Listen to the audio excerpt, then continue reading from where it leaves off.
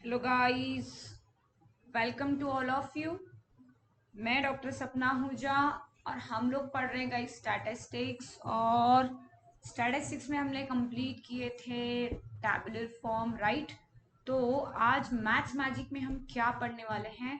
तो maths magic में पढ़ने वाले हैं डायग्रामेटिक रिप्रेजेंटेशन, है ना। मैं हर लेक्चर में आपसे कह रही हूँ कि please join the Telegram channel, because रोज शाम में मैं वहां पर एक डेज डालती हूँ टॉपिक वाइज, चैप्टर वाइज चल रहे हैं।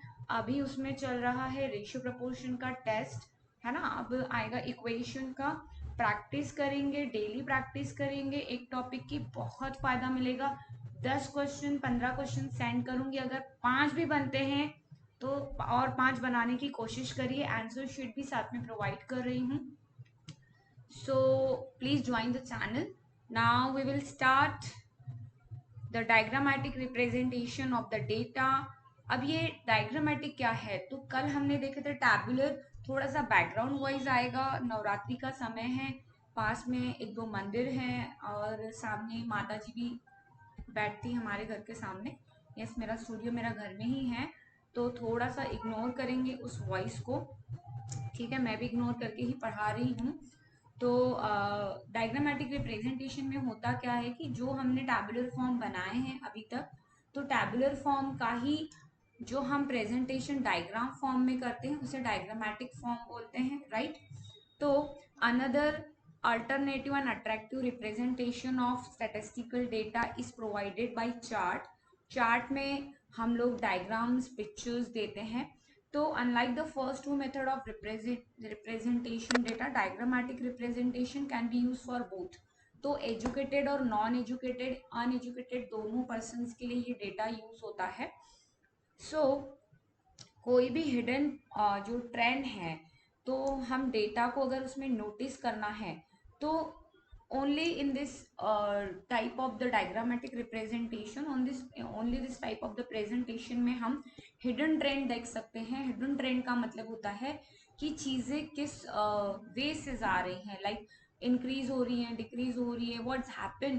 तो वो जो एक कंपैरिजन बिटवीन द ईयर्स हम अगर करते हैं, तो यहाँ पर आपको डायग्रामेटिक रिप्रेजेंटेशन डायग्रामेटिक बनाना होता है डेटा को।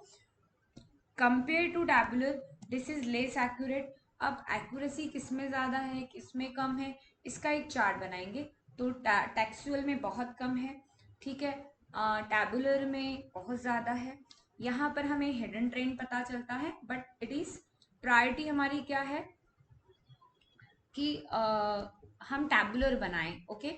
सो if there is a priority for accuracy we have recommended tabulation. तो उसने बोला है tabulation is more perfect, more accurate, okay. So इसमें हम 4 टाइप के डायग्राम्स पढ़ने वाले हैं, जिसमें लाइन हिस्टोरियाग्राम बोलते हैं, ठीक है, जिसे bar diagram, pie chart. Line diagram को हिस्टोरियाग्राम भी बोला जाता है। Histogram is different thing and historiagram is different thing. So line graph is what? तो लाइन ग्राफ में हम लोग एक एक्स एक्सिस पे लेते हैं ईयर्स, एक्स एक्सिस पे लेते हैं टाइम, और इस टाइम के अकॉर्डिंग यहाँ पर वाई एक्सिस पे लेते हैं हम उसकी frequency. Now what is the frequency? तो फ्रीक्वेंसी नहीं बोला जाएगा यहाँ पे कि 2001 में क्या था, 2002 में क्या था, 2003 में कितना राइज था। तो in this type of, sorry ये लाइन था, तो हम लोग यहाँ पॉइंट्स बनाएंगे लाइक दिस। तो इसमें आपको पता चलेगा कि चीजें इंक्रीज हो रही है या डिक्रीज हो रही है, right. So in a simple line diagram, we plot each pair of values t y t। t y t का मतलब होता है x एक्सिस पे t, t y t का मतलब होता है x एक्सिस पे t और y एक्सिस पे उसका टाइम, ठीक है। y t represent a time series at the time point t in the t y t plane. और इसे क्या बोला जाता है? इसे t y t प्लेन बोला जाता है। तो x एक्सिस पे हम ईयर्स लेते हैं, यहाँ पर जो होते हैं वो ईयर्स होते हैं, और हर ईयर में हमने कितना कितना राइज दिया, कितना वेट दिया, कितना प्रॉफिट हुआ, कितना डिमांड, कितना लॉस, ऐसे टाइप की चीजें हम प्रेजेंट कर सकते हैं। और इससे हमें एक ही चीज बहुत अच्छे से क्लियर होती है कि चीजें इंक्रीज या डिक्रीज क्या चल क्या रहा है ना, डिमांड कम हो रही है, प्रॉफिट कम हो रहा है, यही चीजें हम लोग यहाँ पर कंपेयर कर सकते हैं। तो ऐसे पॉइंट्स बनाते हैं हम लोग और इसको ज्वाइन करते हैं सक्सेसिवली, तो हमें यहाँ पर एक लाइन चार्ट मिलता है लाइक दिस। देखिए यहाँ पर जो है टाइम है एक्स एक्सिस पे, ठीक है, इसे बोलते हैं टी वाई टी प्लेन, जिसमें टी जो है ये आपका एक्स कोऑर्डिनेट होता है और वाई जो है ये आपका वाई कोऑर्डिनेट होता है, राइट, वाई कोऑर्डिनेट होता है। यहाँ पर आप देखिए प्रॉफिट दिखाया है इसने, किसका प्रॉफिट दिखाया है, तो 7 कॉन्जिक्यूटिव ईयर्स का प्रॉफिट दिखाया है लाइन चार्ट से। वर्टिकल बार चार्ट भी इसे बोला जाता है और वर्टिकल बार चार्ट, ठीक है, वर्टिकल बार चार्ट।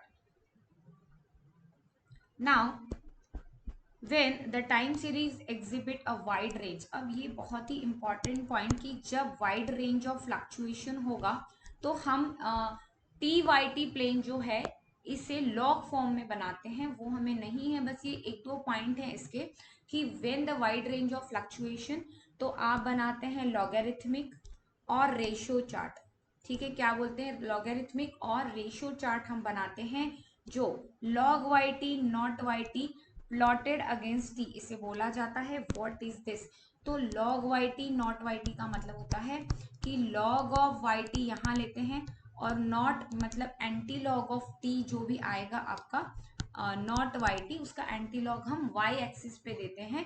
फ्लक्चुएशन का मतलब होता है कि जब बहुत ही अप एंड डाउन होते हैं, डेटा में बहुत ही अप एंड डाउन होते हैं, तो इस डेटा को आप लॉग के फॉर्म में बनाएंगे जिसे क्या बोला जाता है, लॉगरिथमिक और रेशियो चार्ट बोला जाता है।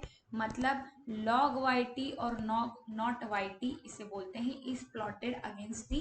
We use multiple line chart. अगर आपकी दो डेटा है, अगर आपकी दो डेटा है इन द सेंस, दो डेटा है मतलब कि एक राइस का ले लिए, एक व्हीट का ले लिए, प्रॉफिट भी ले लिए, डिमांड भी ले लिए, दोनों ले लिए यहाँ पे लाइक। तो जब हमारा मल्टीपल चार्ट है तो हम क्या करेंगे, दो या दो से ज्यादा टाइम सीरीज से हम यहाँ पे डेटा को एक्सप्रेस करेंगे, ठीक है, दो या दो से ज्यादा टाइम, दो टू और मोर related time series है ना, data expressed in the same unit and multiple axis chart is somewhere the similar situation if the variable are expressed in different units. Now the chart is what, the thing is what कि when wide range of fluctuation,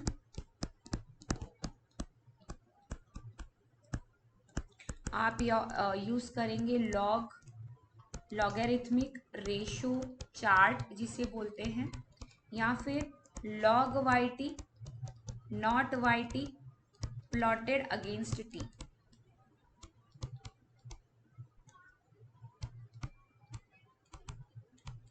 ठीक है, 1 number. Next multiple axis, multiple axis नहीं, multiple line graph, multiple line graph आपका बनेगा जब more than two series दी होगी, more than two series में बनता है ये, ठीक है। और multiple axis chart, multiple axis chart कब बनेगा, जब यूनिट्स डिफरेंट हो गए, बना के दिखा रही हूँ, unit of measurements are different,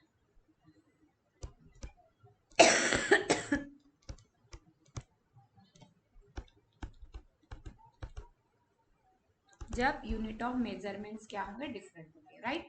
तो अब होगा क्या यहाँ पर, मल्टीपल वाले में क्या होगा, तो ये जो चार्ट है जो हमने अभी अभी यहाँ पर देखे, ये वाला जो चार्ट है यहाँ पर मल्टीपल होगा तो यहाँ और एक लाइन बन जाएगी like this, this is for multiple series like this, ये हो गया मल्टीपल सीरीज, ठीक है।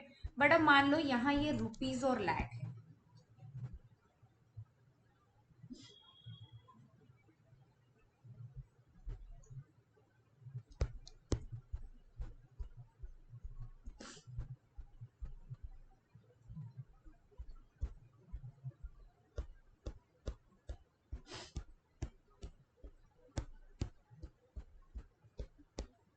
अब यहाँ पे ये रुपीज और लाख है। मान लो कि मेरा जो चार्ट है वो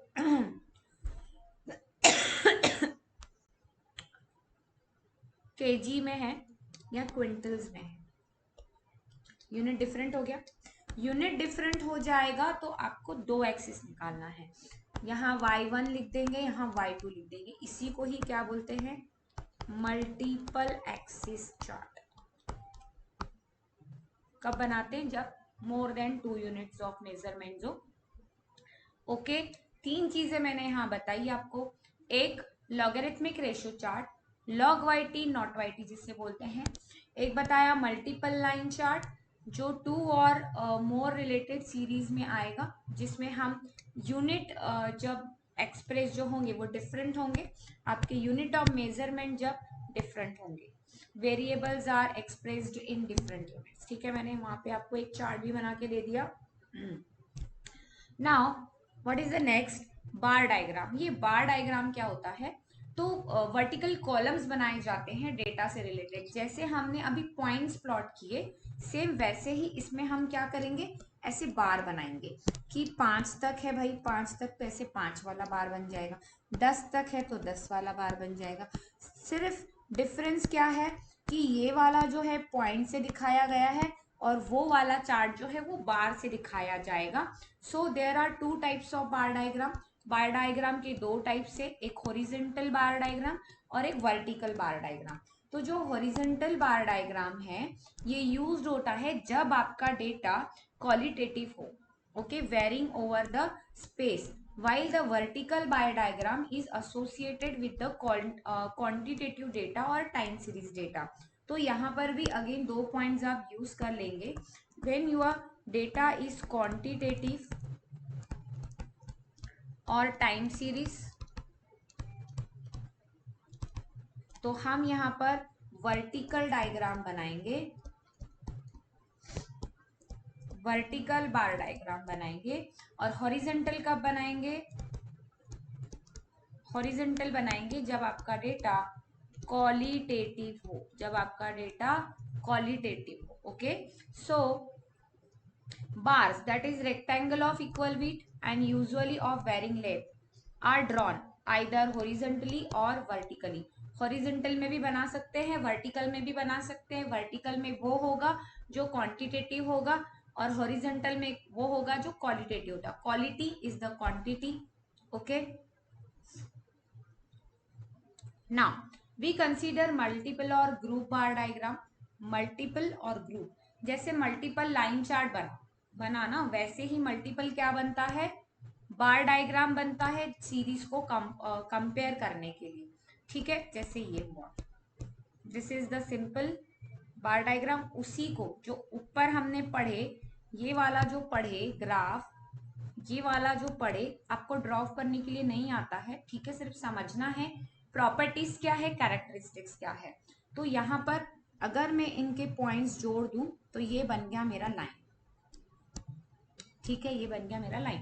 बट अब 2 सीरीज है, जैसे मैंने लाइन चार्ट में क्या बताया? मल्टीपल लाइन चार्ट बताया, मल्टीपल लाइन बताया एक, राइट। तो देखो ये मल्टीपल लाइन हो गया। तो अब मल्टीपल बार अगर पढ़ना है तो ये मल्टीपल बार है। ये एक कंपोनेंट हो गया।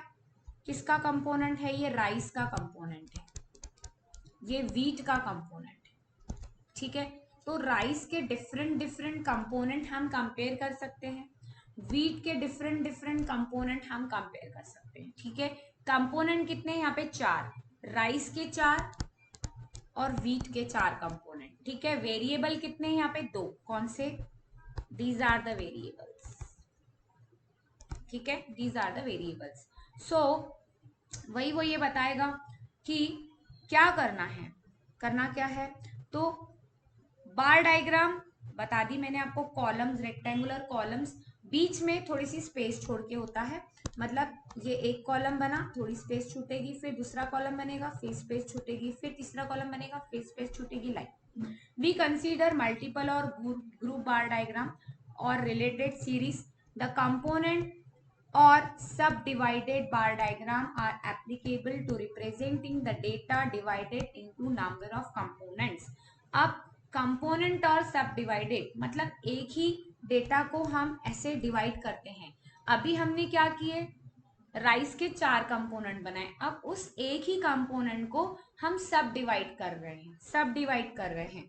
फाइनली डिवाइडेड बार चार्ट और percentage bar chart for comparing different components of variable and relating the components to whole. ठीक है, मतलब सबका कंपैरिजन करने के लिए भी, और एक ही ईयर में आपने राइस कितना दिया, आपने व्हीट कितना दिया, आपने ज्वार कितना दिया, तो एक ही कंपोनेंट में डिफरेंट चीजें जब हम कंपेयर करते हैं तो उसे सब डिवाइडेड बोलते हैं। ठीक है, बट उसे यहाँ पे और एक वर्ड भी बोला गया है कि डिवाइडेड बार चार्ट, ये परसेंटेज बार चार्ट भी होता है, राइट। और इसमें हम क्या करते हैं, कंपोनेंट को सब कंपोनेंट बार डायग्राम भी बोल सकते हैं। ठीक है, कंपोनेंट एक भी रह सकता है और कंपोनेंट डिवाइडेड भी रह सकता है। So understand what is the difference between that components, सब डिवाइडेड बार डायग्राम, डिवाइडेड बार डायग्राम, परसेंटेज। ठीक है, तो सब डिवाइडेड एक ही कंपोनेंट्स के पार्ट्स करना, ठीक है। कंपेयर करने के लिए एक सिंगल कंपोनेंट भी हो सकता है, उसके डिफरेंट डिफरेंट 4 कंपोनेंट हमने बना लिए, एक कंपोनेंट को हम डिवाइड भी कर सकते हैं और उसे ही परसेंटेज बार चार्ट भी बोलते हैं। ठीक है, सो this is done, okay, this is also done. अब सब डिवाइडेड में ऐसा होता है कि आपने इसको पार्ट्स कर लिए। सो this is rice, this is wheat, this is rice, this is wheat. तो एक ही साल में हमारे पास कितना व्हीट आया, कितना राइस आया, इसका अगर हमें परसेंटेज निकालना है, और यहाँ पर होता है आपका परसेंटेज, ओके, परसेंटेज होता है कि कौन कितना परसेंट है, लाइक समझे। This is the multiple line chart, okay, this is the multiple bar diagram. ठीक है, ये मल्टीपल बार डायग्राम है, ओके। मल्टीपल बार चार्ट भी बोलते हैं इसे, मल्टीपल बार डायग्राम भी बोलते हैं। इसके बाद आता है पाई चार्ट। तो पाई चार्ट ये एक सर्कुलर डेटा रिप्रेजेंटेशन का मोड है, जिसे हम एक सर्कल में करते हैं। हम क्या करते हैं कि मान लो आपको custom, excise, income tax, component tax, miscellaneous, ये सब दे चुका है। अब आपने ये टोटल कर लिए, तो इसको बोलते हैं टोटल वैल्यू। क्या बोलते हैं इसको, टोटल वैल्यू। जितना हमें दिया था हमने इसका पूरा टोटल कर दिया। अब आपको इसके रिस्पेक्ट में 360 के साथ इसका डिग्री फाइंड करना है, तो इसको बोलते हैं सेंट्रल एंगल। क्या बोलते हैं, सेंट्रल एंगल। तो central angle theta is equals to होता है वैल्यू ऑफ कंपोनेंट, इसका फॉर्मूला है value of component upon total value, upon total value, और इनटू करना है आपको 100। ठीक है, अपॉन टोटल वैल्यू इनटू करना है 100, value of component upon total value into 100। जैसे मुझे अगर ये 80 का निकालना है तो मैं ऊपर लिखूंगी 80, नीचे लिखूंगी 540 और इनटू करूंगी 360। ठीक है, और अगर हमें कभी कभी ये आ जाता है, ये एक्स आ जाएगा, इसका डिग्री दे देगा आपको, टोटल वैल्यू दे देगा, आपको पूछेगा find the value of component, तो आप करेंगे value of component is equals to, यहाँ 360 आएगा गाइस, 360 में हम उसको डिवाइड कर रहे हैं, तो theta into total value upon 360। ठीक है, या फिर आप ऐसा बोल सकते हैं theta upon 360 into total value. ठीक है, तो ऐसे करके हम इसको एंगल्स फाइंड कर सकते हैं, और एंगल फाइंड करके क्या करेंगे,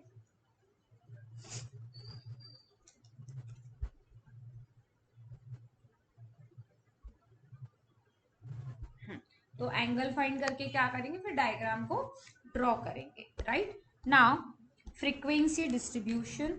ठीक है, तो मैं कुछ टाइप आपको बता देती हूँ आज, थोड़ा सा मेरे पास डेटा है भी। देखो, डेटा जो होता है फ्रीक्वेंसी डिस्ट्रीब्यूशन के पहले डेटा और डेटा के टाइप्स थोड़ा सा मैं डिस्कस कर लूंगी यहाँ पर। तो डेटा जो है ये 9 टाइप्स का डेटा मैं आपको यहाँ पर बताऊंगी। So this is the data.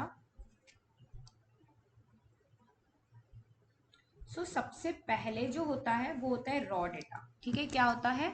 Raw data होता है। Raw data, now what is the raw data? जो रैंडमली लिखा जाए वो रॉ डेटा। ठीक है, देखो रैंडम है, दिख रहा है, इसको बोलते हैं the data are arrange randomly. इसको इंडिविजुअल सीरीज भी बोलते हैं, इसको अनग्रुप्ड डेटा भी बोलते हैं। ठीक है, रॉ डेटा भी बोलते हैं।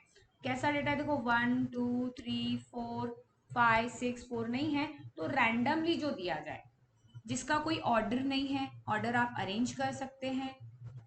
ठीक है, ऑर्डर अरेंज कर सकते हैं और इसको असेंडिंग डिसेंडिंग में लिख सकते हैं। तो रॉ, रॉ को जब हम फर्दर डिस्क्रीट में करते हैं, मतलब एक टैबुलर फॉर्म में अगर बनाएं, फ्रीक्वेंसी डिस्ट्रीब्यूशन टेबल अगर हम उसका बनाएं।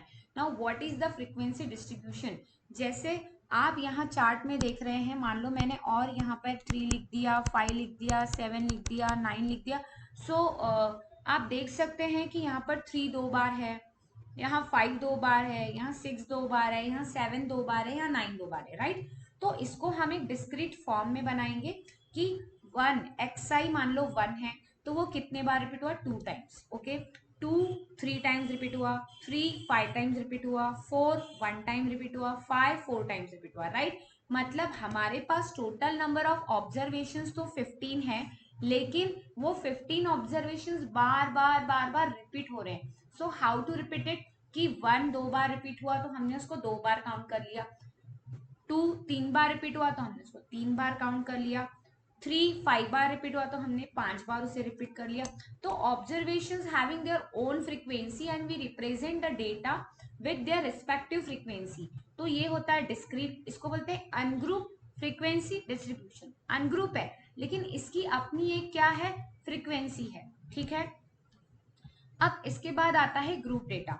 ठीक है, आज पढ़ लेंगे कि एक्चुअली डेटा के फॉर्मेट क्या होते हैं and then we again back to frequency distribution table. तो ग्रुप डेटा क्या है? तो ग्रुप में जो डिस्ट्रीब्यूशन दिखाया जाए। देखो कई बार ना डेटा बहुत ज्यादा बड़ा होता है कि हमने 500 लोगों का सैंपल ले लिया और 500 लोगों का हमने यहाँ पर सर्वे किए हैं, तो हम इसको कैसे रिप्रेजेंट करेंगे? तो हर 500 लोगों का तो रीडिंग नहीं लिख सकते, तो हम लिखते हैं 0 to 10, 10 to 20, 20 to 30, 30 to 40, 40 to 50। तो डेटा अगर बहुत ज्यादा वाइड है तो आप उसको और थोड़ा कम कर सकते हो, like 0 to 50, 50 to 100, 100 to 150, like that. तो कंटिन्यूअस सीरीज, राइट, ये है कंटिन्यूअस सीरीज। तो कंटिन्यूअस सीरीज क्यों बोला जाता है? तो आप देख सकते हैं यहाँ पर जो लोअर लिमिट है, lower limit, this all are the lower limit, ये पूरी आपकी लोअर लिमिट है, इसको बोला जाता है लोअर लिमिट, और इसे बोला जाता है अपर लिमिट। ये अपर लिमिट है आपके डेटा की। ठीक है, अब lower limits and upper limits, इसकी अपनी एक फ्रीक्वेंसी है कि मान लो आपका डेटा कुछ इस तरीके का था, डेटा मैं लिख रही हूं,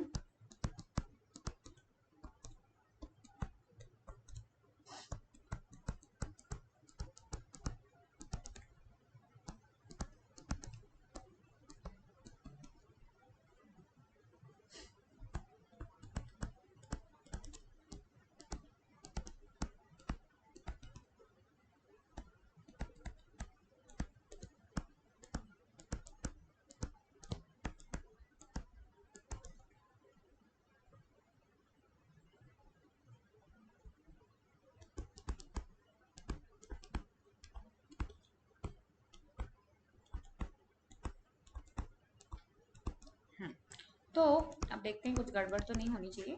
अब देखो इसमें हम लोग को फ्रीक्वेंसी टैली मार्क बनाना होता है, तो मैं यहाँ पे इसका टैली मार्क बना रही हूँ।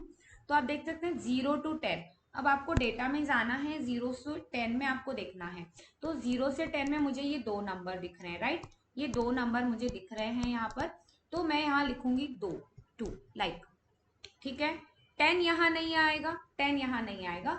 इसे ओवरलैपिंग सीरीज इसीलिए बोला जाता है क्योंकि 10 10 रिपीट हो रहा है, और एक्सक्लूसिव इसीलिए बोला जाता है क्योंकि ये अपर लिमिट यहाँ पर ना एक्सक्लूड होता है। क्या होता है? अपर लिमिट यहाँ पे एक्सक्लूड होता है, यहाँ नहीं लिया जाता है। मतलब अगर 10 मुझे दिखाना है तो मैं 10 जो है वो इस सीरीज में दिखाऊंगी, फिर 10 आ गया, 11 आ गया, 12 आ गया, 14 आ गया। मतलब मेरे 4 ऑब्जर्वेशन 10 से 20 तक है, राइट। जैसे फिर ये जो 20 है, ये 20 हम यहाँ नहीं दिखा सकते, ओके। ये 20 हम यहाँ नहीं दिखा सकते। ये 4 ऑब्जर्वेशन आ गए आपके यहाँ पे, ठीक है। हर इसके लिए एक कलर थोड़ा सा अपन डिफरेंट यूज करेंगे। ये 4 आ गए यहाँ पे, राइट। अब आगे क्या करना है, देखो। अब 20 आया तो 20 फिर से ना यहाँ नहीं जाएगा, मतलब इस ग्रुप में नहीं जाएगा। तो 20, 30 नहीं जाएगा, 20 से 30 में 30 नहीं जाएगा, 30 अगले वाले में जाएगा, 1 2 3 4 और 5, ठीक है। ये नहीं आएगा।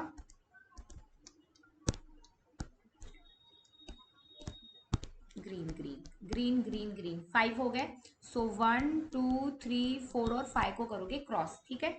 20 हो गया, 21 हो गया, 22 हो गया, 23 हो गया, 24 भी हो गया। डन। नाउ नेक्स्ट अब करेंगे, देखो 6 है, 30 से 40 तक देखेंगे। तो जो 30 है वो अभी इस ग्रुप में आएगा। ये 1 2 3 4 4 दिख रहे हैं भाई मुझे, 30। ये 5 और 6, मतलब 1 2 3 4 5 और 6। ऐसा बचपन में करते थे ना हम लोग, है ना। याद है आप लोग को, बचपन में करते थे। सो 1 2 3 40 इसमें आएगा, 40 पिछले वाले में नहीं गया, ठीक है। 4 5 6 एंड 7। सो 1 2 3 4 5 6 7। डन। तो आपको इसको एक्सक्लूसिव क्यों बोलते हैं वो आप समझिए। एक्सक्लूसिव इसीलिए बोलते हैं क्योंकि इसमें अपर लिमिट जो है वो एक्सक्लूड होती है, ठीक है।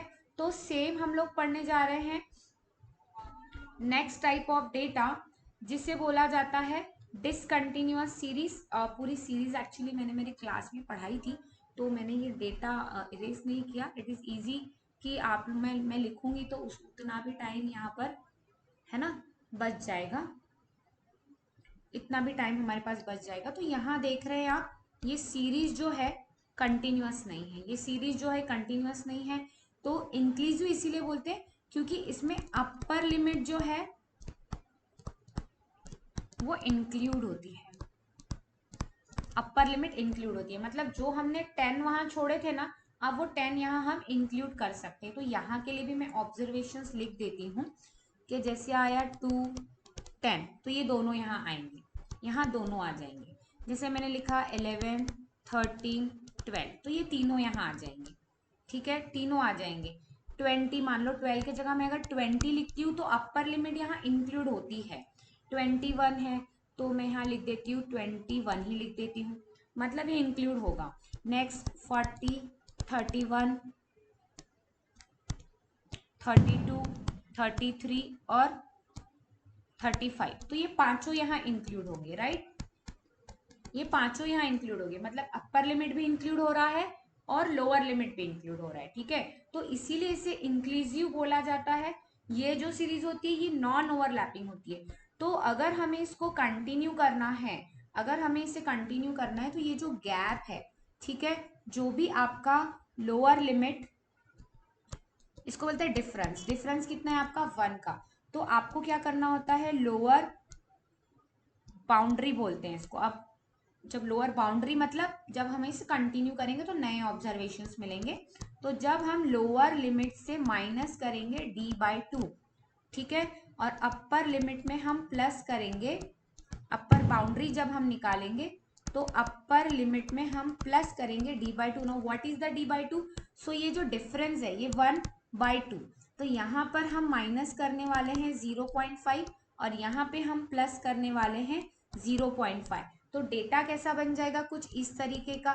0.5 से 10.5, 10.5 से 20.5, 20.5 से 30.5, 30.5 से 40.5, ठीक है। तो ये हो गया कंटिन्यूअस, ये डेटा कैसा हो गया, कंटिन्यूअस डेटा हो गया, ओके।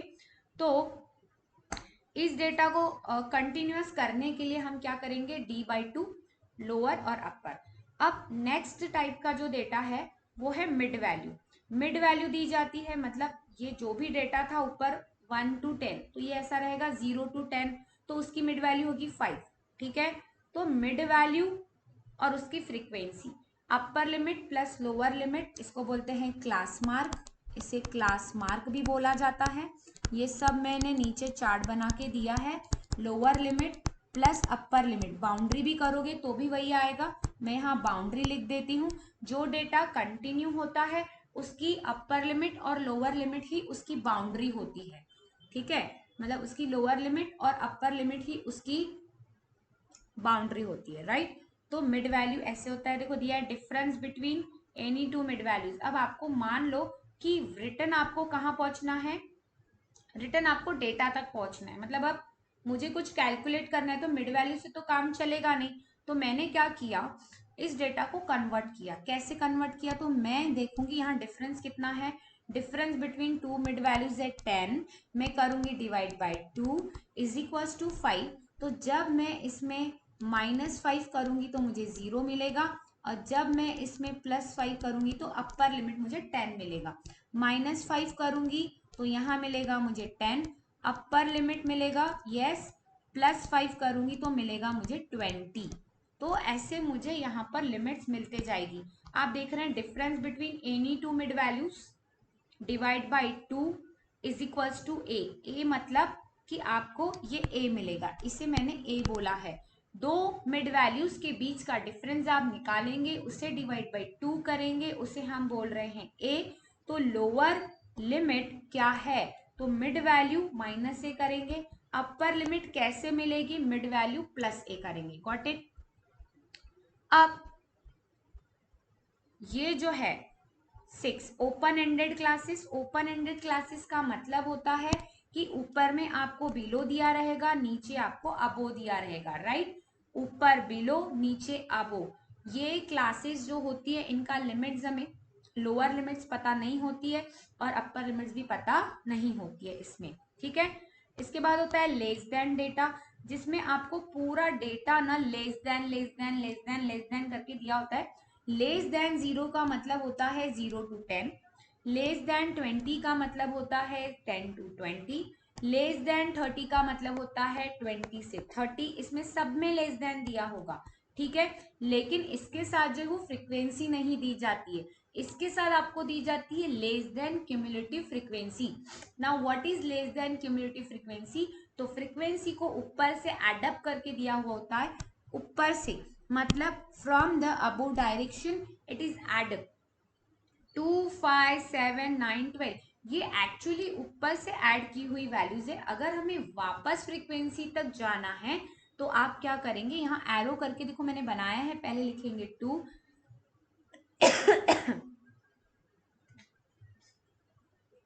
पहले लिखा है 2, फिर लिखा है 5 - 2 3, फिर लिखा है 7 - 5 7 - 5 2। मतलब जो सर्कल की हुई वैल्यूज है it is your actual frequency, ठीक है। इसमें से ये माइनस करेंगे, एक्चुअल फ्रीक्वेंसी मिलेगी। इसमें से ये, इसमें से ये और इसमें से ये, ठीक है। समझ में आया। और लेस देन ये मैं आपको बाद में बताऊंगी, कर्व जब बताऊंगी तब, ठीक है। इसके बाद होता है मोर देन डेटा। अब जैसे लेस देन में लेस लेस लेस लेस दिया था तो उसमें लेस के जगह वो बिलो भी दे सकता है, राइट। और जब मोर देन डेटा होता है तो वो आपको more than more than more than more than more than भी दे सकता है, या फिर वो आपको बोल सकता है अबो अबो अबो अबो। तो व्हाट इज अबो, तो अबो फ्रॉम 10 to 0 दिया है तो 0 to 10 नेक्स्ट वैल्यू तक लेते हैं ना। मतलब ये अगर 0 दिया है तो 0 to 10 10 to 20 20 to 30 30 to 40, right. Okay. अब इसके साथ जो फ्रीक्वेंसी दी जाएगी वो आपको नीचे से एडअप करके दी जाएगी। मतलब उसने क्या किया है, 5 लिख दिया, फिर 5 5 + 3 8 लिख दिया, फिर 5 + 3 + 8 आ गया, 8 + 4 12 लिख दिया, 12 + 3 15 लिख दिया। लेकिन आपको ये वाली वैल्यू तो दी नहीं होगी, ये जो इधर वाली वैल्यूज है फ्रीक्वेंसी वो दी नहीं होगी, आपको फाइंड करना होगा। तो आप फाइंड कैसे करोगे, तो आप फर्स्ट वाली वैल्यू एज इट इज लिखोगे, सेकंड वाली वैल्यू में से नीचे वाली वैल्यू को माइनस करोगे, फिर उसके नीचे वाली वैल्यू 8 में से 12 में से 8 माइनस करोगे, 15 में से 12 माइनस करोगे, लाइक दैट। समझ में आया। उसके बाद होता है अनइक्वल विड्थ। अनइक्वल विड्थ का मतलब होता है कि आपकी जो विड्थ है, देखो 0 to 10 10 to 30, 30 to 70, 70 to 90, 90 to 100। Width कैसी दी हुई है? अनइक्वल। ठीक है, विड्थ का मतलब क्या होता है? What is width? So width is height. What is height? Height is your size. What is size? Size is your length. अरे भाई मैम क्या है ये? क्या है? माइनस करो। साइज के लिए upper limit minus lower limit करो, मिल जाएगी size. 30 minus 10 20, 70 minus 30 40, 100 minus 90 10। So what is the height of each interval? You have to calculate that, okay, from upper limit और lower limit को माइनस करके। So यहाँ होता है हमारे सेशन का एंड, राइट ना। अब करना क्या है? तो इस लेक्चर को एक बार फास्ट ट्रैक में रिपीट देखना है ताकि सारी चीजें जो है वो समराइज एकदम फिट होके बैठ जाए।